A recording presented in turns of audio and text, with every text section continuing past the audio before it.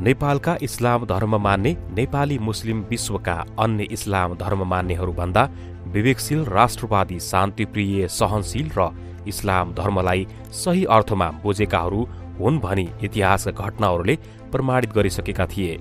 यसै सन्दर्भमा हिन्दू धर्म र इस्लाम धर्मको तुलना पनि गर्ने हो भने भौगोलिक र भाषिक भिन्नताको अन्तर बाहेक विशेष अन्तर छैन। नेपालमा हुने हिन्दू, बौद्ध, इस्लाम इत्यादि आज सबै नेपाली हुन्। नेपालका इस्लाम धर्म मान्नेहरूलाई नेपाली मुस्लिम नै भनिन्छ। विक्रमी सम्वत 840 सालभन्दा अगाडि नै मल्लकालमा नेपालको व्यापारिक सम्बन्ध अरबसँग थियो। त्यतिबेला नेपालबाट कस्तुरी अरबमा निकासी गराएर राजाले नेपाली मुस्लिम युवाहरूलाई विदेशीसँग धेरै सामग्रीको व्यापारिक ओसार पसार गर्ने किसिमको सम्बन्ध बनाए। नेपाल एकीकरण अभियानमा पृथ्वीनारायण शाहले एकीकरण मिसनको सफलताका लागि 4 आयामको व्याख्या गरेका थिए। त्यो मिसनको पहिलो हकदार राजा पृथ्वीनारायण शाह स्वयं थिए भने दोस्रो हकदारमा त्यो मिसनका सैनिक कमान्डरहरू थिए र आफ्नो जीवनको आहुति दिन तयार भएर लडाईँ लड्ने सेनाहरू। तेस्रो हकदारमा मिसनलाई सार्थक परिणामसम्म पुर्याउनका निमित्त हात हतियार, खरखजाना र बन्दोबस्तीका सम्पूर्ण सामानहरूको निर्माण गर्ने कालीगढ तथा मिस्त्रीहरू थिए। चौथो हकदार राज्य एकीकरणका निमित्त बनाइएका युद्ध सामग्री र सरस्वतमा युद्ध मैदानमा डुवानी गर्न काम गर्नेहरू मान्छे थिए। तीमध्ये तेस्रो तथा चौथो दर्जाका हकदार उनले नेपाली मुस्लिम समुदायलाई ठहर्याए र जिम्मेदारी दिएका थिए। तिनले हतियार बनाउने, भाला पर्सी खुकुरी लडाईँका समयमा हात हतियार दिने, सैनिकलाई कराते सिकाउने लगायत बन्दोबस्तीका सामान र योद्धाहरूको रसद पानी लगायतका सामानहरूको ओसार पसारका कामहरू गर्दथे। जब उनले नुवाकोट विजय, मकवानपुर विजय र कान्तिपुर विजय र नेपाल एकीकरण अभियानमा नेपाली मुसलमानहरूले दिएका योगदानहरू प्रष्ट इतिहासले बताउँछ। हामी सबैलाई थाहा भएकै कुरा हो कि त्यतिबेला नेपाल भन्ने चलन मल्ल राजाहरूको राज्य कान्तिपुर, ललितपुर र भक्तपुर भातगाउँ रहेको हालको काठमाडौँ उपत्यका खाल्डोलाई मात्रै भन्ने चलन थियो। मुसलमानहरू 13औं शताब्दीमा पहाडी जिल्लाहरूमा प्रवेश गरेको थिए। त्यही समयमा नै काठमाडौँ उपत्यकामा मस्जिदहरू निर्माण भएका थिए। तराईमा भने त्योभन्दा पहिलादेखि नै मुस्लिमहरू बस्दै आएका हुन्।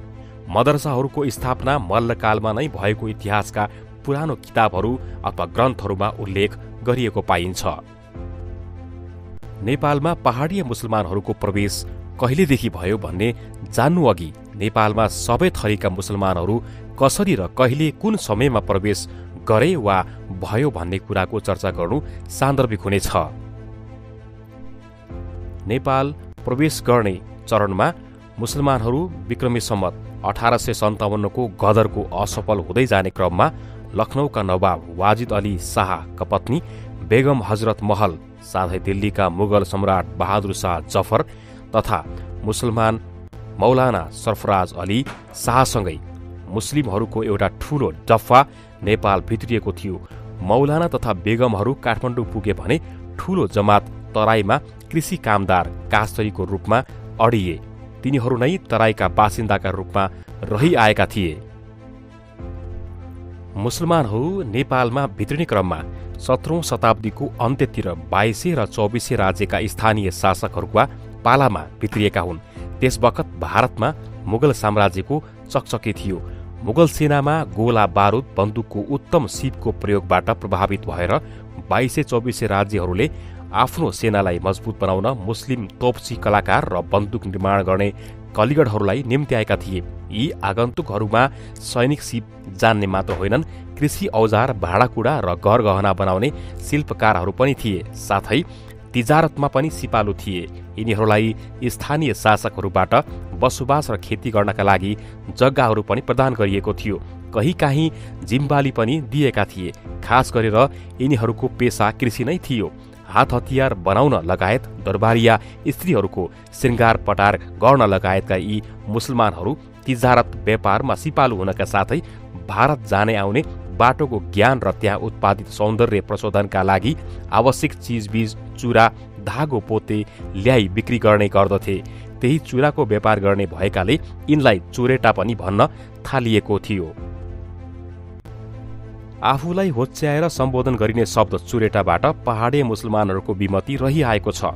श्री 3 जङ्गबहादुर राणाले विक्रमी सम्वत 1810 सालमा लागू गरेको ऐन सवालको भाग 8मा पहाडिया मुसलमान चुरेटा र विदेशी मुसलमान बीच विभेद गरिएको थियो।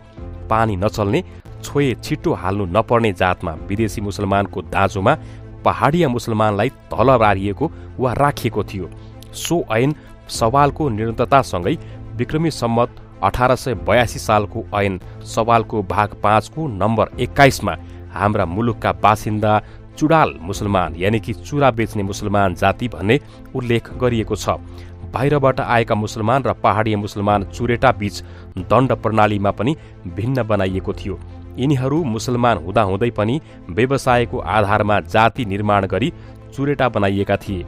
ऐन सवालमा मात्र होइन, आधिकारिक शब्दकोशहरू यहाँसम्म कि यी सबै कुरालाई सुन्दा विधा महावरिदी डाक्टर पारसमणि प्रधानको ठूलो नेपाली अङ्ग्रेजी कोश नेपाली शब्दको माउ संस्कृत मान्नुहोस् वा मान्नुहुने भाषाशास्त्री महानन्द सापकोटाको नेपाली शब्द परिचय आदि चुरा व्यापारीलाई चुरेटा चुरौटे भनेर उल्लेख गरिएको छ। यी अपमानित शब्दको प्रयोगबाट यिनी पहाडिया मुसलमानहरू नाखुस थिए र विमति राख्दै आएका थिए। इस्वी सम्वत 1885 देखि अल नेपाल इत्तिहाद सङ्घको ब्यानर मुनि मुस्लिमहरूको बसोबास भएका जिल्लाहरूबाट प्रतिनिधित्व गरेको अल नेपाल मुस्लिम कन्फरेन्सले नेपाली मुस्लिम समुदायको पक्षमा सङ्कल्प प्रस्ताव पास गरेको छ। यसको साथसाथै यो कन्फरेन्सको उपयोग गरी आफूहरूले सदियौंदेखि नै गर्दै आएको चुरा बेच्ने पेसाको आधारमा जुन होच्याइएको चुरोटे शब्दको विरुद्ध पहाडी मुसलमानहरूले जोरदार विरोध गर्दै आएका छन्। अक्सर अग्लो कद, मिजासिलो बोली, स्वाभिमान आँखा, मेहनती अनि झ्वाट्ट हेर्दा बाहुन छेत्री जस्तो लाग्ने पहाडी मुसलमानहरू नेपालको 55 वटा पहाडी जिल्लामध्ये 48 वटा जिल्लामा छरिएर बसोबास गर्दै आएका छन्। यसमा पनि नेपालको मध्य र पश्चिमी पहाडी जिल्लाहरू गोर्खा, तनहुँ, कास्की, स्याङ्जा, पाल्पा, अर्घाँची, प्युठान, दैलेख, अछाम आदि जिल्लामा पर्दछन्। यी जिल्लाहरूमा गोर्खाको कुरा गर्ने हो भने गोर्खाको बारेमा आईटी कम्पनी र युवाहरूमाझ नेतृत्व क्षमता विकास गर्ने लिडरसिप कर्नरका संस्थापक तथा प्रमुख कार्यकारी मोटिभेशनर समेत रहेका अब्दुस मिया परिचित नाम हो। कान्छा राजनीतिकर्मी भनेर चिनिएका अब्दुस विशेष गरी युवामाझ निकै लोकप्रिय छन्। आजभोलि उनी चुनावको तयारीमा तीव्र अभियानमा छन्। यसै क्रममा केही दिन अगाडि उनले आफ्नो फेसबुक पेजमा लेखेका थिए, म गोर्खाको एउटा सामान्य परिवारमा जन्मे हुर्केको पढे बढेको हुँ। मेरो पिता पुर्खाले नेपालको एकीकरण पूर्वदेखि नै गोर्खाको सेवा गर्दै आएका छन्। मेरो इतिहास मात्र होइन, वर्तमान र भविष्य समेत गोर्खासँग जोडिएको छ। गोर्खालाई प्रतिनिधित्व गर्दै देशको सर्वोच्च नीति निर्माण गर्ने तहमा देशकै ठूलो राजनीतिक दल नेकपा एमालेको तर्फबाट उम्मेदवारी दिन पाउनु म जस्तो एउटा सामान्य परिवारको युवकका निमित्त यसै पनि गौरवको विषय हो। संसदमा जन्मथलो गोर्खाको प्रतिनिधित्व गर्न पाउनु साथै आफ्नो क्षमता र विवेकले भ्याएसम्म योगदान गर्नु मेरो अहोभाग्य हुनेछ। देश विदेशबाट यहाँहरूले दर्शाउनु भएको प्रेमका निमित्त अत्यन्तै आभारी छु। राष्ट्र निर्माता पृथ्वीनारायण शाहको दरबारमा गोर्खाको गौरवशाली इतिहास र नेपाल एकीकरणको गाथा सुन्दै गर्दा कति गर्वको अनुभूति हुन्छ, शब्दमा बयान गर्न सक्दिन। गोर्खाको यो पवित्र भूमिबाट म उद्घोष गर्न चाहन्छु, राष्ट्र निर्माताको सम्मान कायम गर्दै समुन्नत नेपालको भविष्य कोर्न आफ्नो बुद्धि विवेक र क्षमताले भ्याएसम्म योगदान गर्नेछु। जय देश।